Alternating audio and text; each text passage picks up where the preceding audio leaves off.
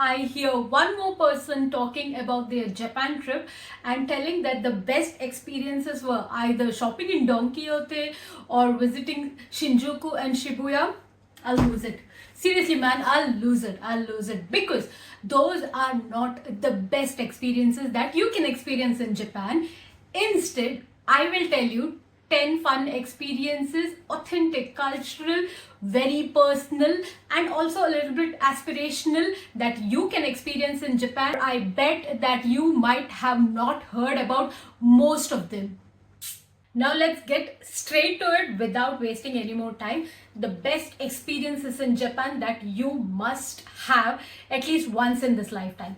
So the first one, going very strong, staying in a ryokan. I know that ryokans are costly and everything, but this is one experience that you will cherish your entire life. You will never forget it. So yeah, I just moved this side so I can put the clips here of us staying in the ryokan and everything. So what's a ryokan? A ryokan is basically a family stay or family guest house, a traditional one though, okay? Not just any random family guest house. It's a traditional Japanese guest house where you have rooms with tatami flooring and you sleep on the floor and experience full Japanese hospitality from the moment you step into one. So this one should be on top of your bucket list. So there are different types of ryokans. So some come with onsen, some come with food, some don't come with food. But the one we stayed in had an onsen in it, and also a traditional hot pot Japanese dinner that is called as kaiseki dinner, and also a traditional Japanese breakfast. As soon as we entered the ryokan or the guest house, they asked me to choose what color yukata I would like to wear. Can you believe that? For my husband, the yukata was already in the room for him, but for me, they asked me to choose the yukata that I wanted to wear, the color. I chose one, and then finally, both of us got dressed up in our yukata and then we went straight down for the kaiseki dinner. So this is one experience, the ryokan, staying in the ryokan. But I am a little miser, right? So I clubbed, I think, 4 experiences into one with this one ryokan. So I was staying in a ryokan. I got to experience a traditional kaiseki dinner. Kaiseki dinner as in there are lots of things on the dinner, I have put it here. Lots of things which you eat for dinner, lots of tiny Japanese food kind of thing that you eat for dinner. So traditionally, in the traditional way, and they also explain to you how to eat it. So yeah, you eat that dinner wearing a yukata. And then also the next day we had breakfast, which was, again I'll put it here, breakfast which was a traditional Japanese breakfast. So yeah, that was experience number what now? Ryokan, dinner, kaiseki dinner, yukata, and the traditional Japanese breakfast. And also I had an onsen for me. So this onsen was really nice. It was a shared onsen. But I got to experience it. My husband did not go because he was too shy to be naked in a public bath. But I tried it anyway and it was wonderful. Highly recommended. So these are already 5 experiences in one. So yeah, this is one thing that I would suggest you to try while you're in Japan. And if possible, do like how I did it and club in as many experiences into one. So you are saving money actually. So yeah, that's experience number 1. 1A, 1B, 1C, 1D, 1E. Now the second experience that you must try while you are in Japan is Kawadako dining. So Kawadako dining means basically it's a summer thing. If you go in the winter or autumn, you will not get it. It starts from May and it's there till September. So Kawadako dining is basically on the river bed, on a flowing river. They put up a bed-like thing, like a platform thing. I'll put it here again. Platform thing, and on that you eat your food. How cool is that, right? It's wonderful. Like for us, I was wearing the same dress in the video, right? So yeah, for us, we had like this tiny waterfall on one side and the river flowing on the other side, and in middle were us having our food. Here also I clubbed 2 experiences into one. So one was Kawadako dining, that is dining on a riverbed, and the third experience that you must have while in Japan is omakase dining. Omakase dining is basically multi-course cuisine or multi-course lunch or dinner where there is no menu. Yes, you don't order anything, there is no menu. The chef looks at you and you tell the chef your allergies, what you eat, what you don't eat, and everything, and then the chef decides what you eat. Oh my god, it was a total surprise. We were just sitting there enjoying the waterfall and the river, and the chef was coming serving us one course after other, and it was so good. And we again combined two experiences here, and it was quite I would say not very costly. It was quite cheap for both these experiences combined. So ours was a 6 or 7 course omakase, but it was very private because the chef was serving only 4 people at a time. So me and my husband, and then there was another couple. So 4 people at a time, very personal experience. And we were served 6 courses, and every course was so delicious. He explained to us in Japanese and then broken English, and we also in broken Japanese, and we spoke in English and spoke to him. He explained everything, every course, what were the ingredients in it, what went into this cooking, how it was cooked, and how we're supposed to also eat it. So this was a 10 on 10 experience, and I bet most of the people have never heard of Kawadako dining, that is riverbed dining, and most of them might not have heard of omakase also. I highly recommend you try both of these experiences while you're in Japan. So now we have completed 3 points. Oh, one second, the Kawadako dining. This is the riverbed dining. I'm not sure if you find it everywhere in Japan, but we tried it in Kyoto, in Kibune Kurama hike. We went for a hike and then we tried it. So it was wonderful because the hike was so sunny, hot, and sweating for 2 hours, and then you're sitting on a riverbed and enjoying your meal. Totally recommend this experience, and you must totally try it. Okay, so yeah, we have finished 3 experiences. Now let's go to the 4th one, that is takoyaki making.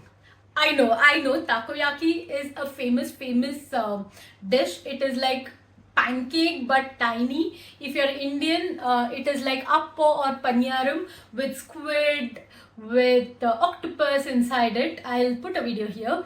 So yeah, we tried these takoyaki in Osaka. Osaka is famous for takoyaki, but if you get a chance either in Osaka or Tokyo, try making takoyaki yourself. I mean, that was a hilarious experience. Me and my husband, we were in Tokyo and we wanted to try takoyaki. So we went to this restaurant. We wanted to again eat takoyaki. So we had already eaten it while we were in Osaka, but we wanted to eat it again. So we went to this restaurant right next to our hotel and ordered a plate of takoyaki. The guy comes with this machine here and all the ingredients for the takoyaki, and he's like, you do it yourself here. We were like, okay.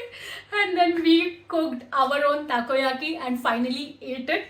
And maybe I am biased, but when you cook it yourself, it is tastier than the one you get on the streets in Osaka. So yes, takoyaki making experiences, highly recommend. You should totally try it. 10 on 10 experience. And the 5th one. 5th one is all for all the girls out there. It is dress up in a kimono. Yes, I know it is very touristy, but it is totally worth it, girl. It's totally worth it. Also, if you have your husband, boyfriend, anyone with you, force him to dress up as a samurai or dress up in whatever male kimono or whatever it is called. So please dress up, both of you, and take as many pictures as possible, as many videos as possible, because once you're back, these are the pictures that you're going to be looking at. It's not the Kiyomitsu Dera temple or not Shibuya crossing that you're looking at. You're going to be looking at these pictures. And I would recommend trying this in Kyoto. There are lots and lots of shops, and you can try kimono in one of the shop and then dress up and click pictures. This is a total 10 on 10 experience. That's my 5th experience, right? That was my 6th experience. Okay, let's count again. I've lost count. Ryokan, Kawadako dining, omakase, takoyaki making. 5th one is dressing up in a kimono. If you want more information in any of these experiences that I'm talking about, let me know in the comments. I will probably answer to you in the comments or make a new video and discuss only that experience in the entirety, from how to book it, how to execute it, what do you need to know, what you don't need to know, what are the rules, everything in full detail. Okay, now we're not missing the count this time. 6th experience for the day is Nara Deer Park. Yes. As overrated, as over touristic, or as overhyped this is, it is actually worth it. So we went to Nara on our 6th day in Japan, and by then we had seen lots of temples, we had seen a lot of things already, and we kind of had that little bit of temple fatigue. So while we were in Nara, we had of course plans of traveling to the temple in Nara and all, do all that, but we skipped everything. We spent the entire morning feeding those deers, getting bitten by those deers. Yes, the deers bite. I will post the video here. The deers bite, and they bit me twice. Okay, so got bitten by the deers, tried to feed them, tried to tame them. We did only this, and we bought lots and lots of chips for the deer, and it was really nice. It was a wonderful experience. By afternoon, most of these cracker or chip sellers were sold out. So I would highly recommend you do this in the morning, because if you come in the evening, there wouldn't be anything to feed those deers, and then the deer will not move. So yeah, that's experience 6. Now that you're in Nara, there is the next experience that you should not miss. It is experience 7. That is mochi pounding in Nara. The place is called as Nakatani-do. I will put the name here because I cannot spell it, and this is the mochi pounding there. So I will tell you about this. So the mochi pounding in Kyoto, it also exists there, but for one mochi you'll have to pay like 1,000 yen, which is super costly. You have to stand in a line, do a lot of circus to watch that mochi pounding, and it's not even traditional. It is just touristy and just for the tourists. Instead, when you go to Nara, you go to this Nakatani-do shop. They do not do public mochi pounding. That is, you come, you pay them, and then they pound the mochi for you. No, that does not happen. Here, the mochi pounding happens at specific times, okay? I think the mochi pounding starts at 11. So that is what I got to see, the 11 one. And I think after that it is at 12 or 1. They put up a board there. But you must watch this, because after this, each mochi costs you just 200 yen compared to the 1,000 yen in Kyoto. So you already have like 5 mochi in the price of 1 that if you had bought in Kyoto. And this one is more traditional because it is a really old shop. I think 100 years or something. Very traditional, and you can see the whole mochi making experience. And also, I highly recommend try that mochi there, because that was the yummiest mochi I have ever eaten, and I highly recommend that you should go try it yourself. And I'm seeing this video here of me eating the mochi, and I'm still getting like, oh, I want to eat it. It was that good. And experience number 8 that you must try while you are in Japan is a tea ceremony. Yes, you might have seen lots of reels or lots of videos of dressing up in a kimono and doing the tea ceremony. We did not do that, okay? We did not do that. Instead, we did a tea ceremony here, you can see, in a temple. This temple was in Ohara. We tried it there. It was such a wonderful experience, sitting in a moss garden, in a temple, in a real temple, drinking the tea along with that sweet that they give you. The sweet is called as wagashi. That was the best sweet that I ever ate in Japan. And after that, I kept searching for it everywhere, and I finally found it in 7-Eleven. But that was the best experience and you must try it. Sit there in the temple, enjoy your matcha, and have some bagashi. That is the perfect experience. So we were so blown away by this tea ceremony in the temple. We tried it again in Kamakura. I will post it here. This was also really nice. The matcha was wonderful. But the wagashi was different this time, but we like the previous wagashi that we had tried in Ohara. The one in Kamakura, it was really nice because it was sitting in a bamboo garden and enjoying your tea with the tea ceremony and everything. Highly recommend this experience. Don't miss it. Okay, I have now forgotten the count of the experiences, but yeah, the next experience that you must do while you're in Japan is izakaya experience. Yes. Izakaya is the most fun food experiences I have had in Japan. So izakayas are basically like bar or pubs in Japan. So you go there and you order any drinks, and along with that you order these short eats. Oh my god, those are so good. The one where we went, the chef was like cooking things right in front of us. I'll post it here, of course. The chef was cooking food right in front of our eyes, and everything was so tasty. We ordered a lot of things, we tried everything, and I highly recommend an izakaya night while you're in Japan. Even if you're there for 10 days or 8 days or whatever, one night it has to be an izakaya experience. You'll totally love it, and I promise that.